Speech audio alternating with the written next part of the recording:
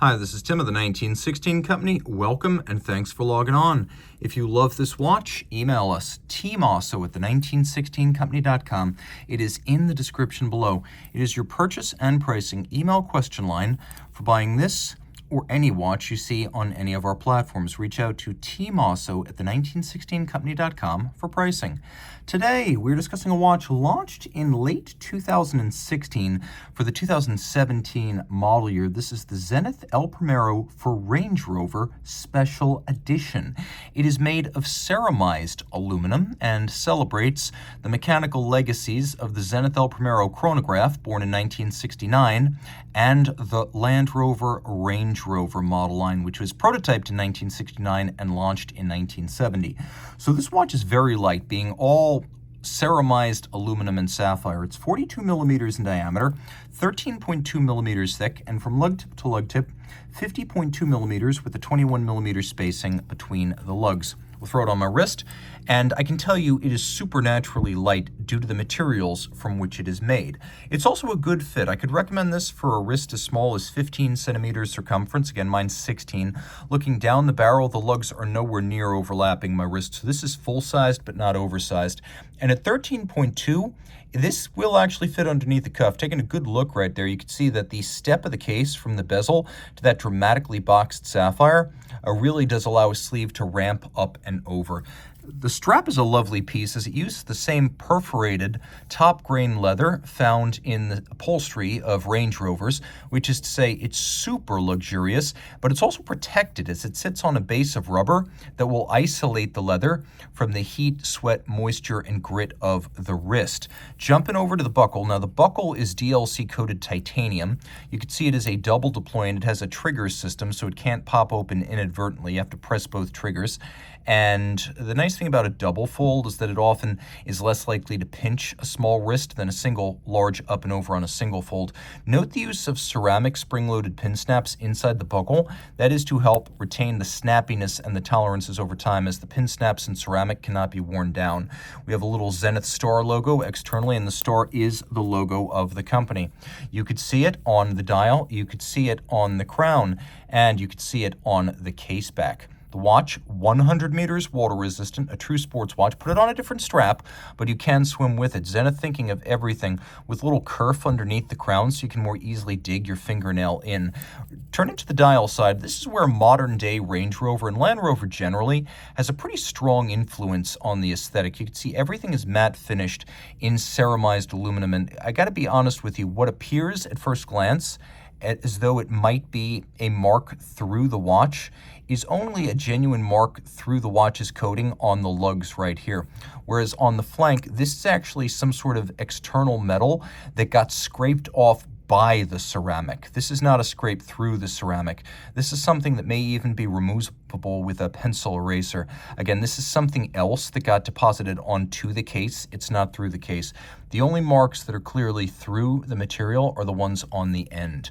We have a dramatically boxed and cambered sapphire, not a cheap piece.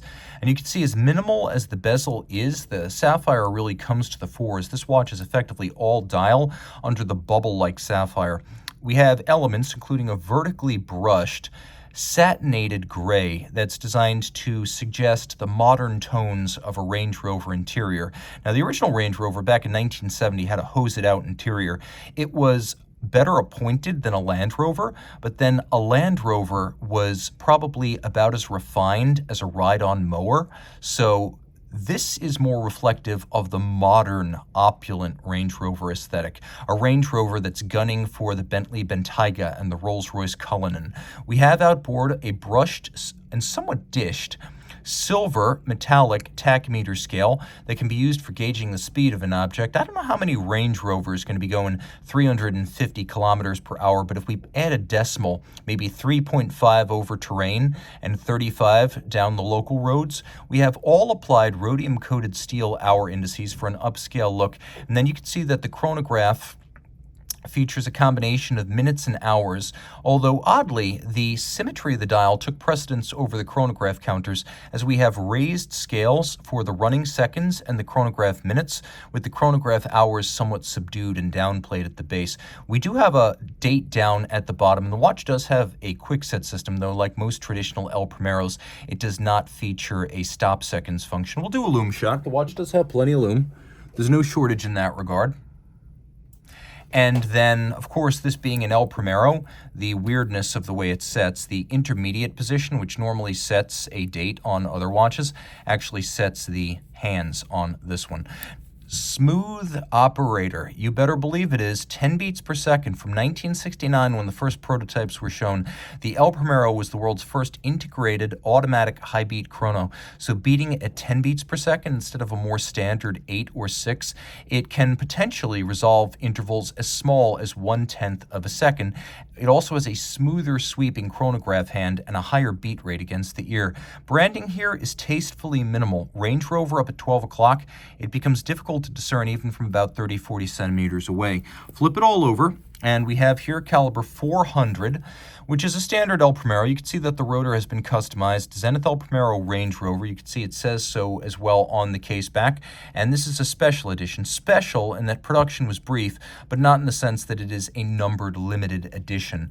Now, the El Primero has always been a good-looking automatic chronograph. That's not always the case, generally because the automatic bridge and rotor cover all the interesting stuff. And if you get something like a Rolex Daytona 4130, the vertical clutch gives you very little to look at, even with the case back off.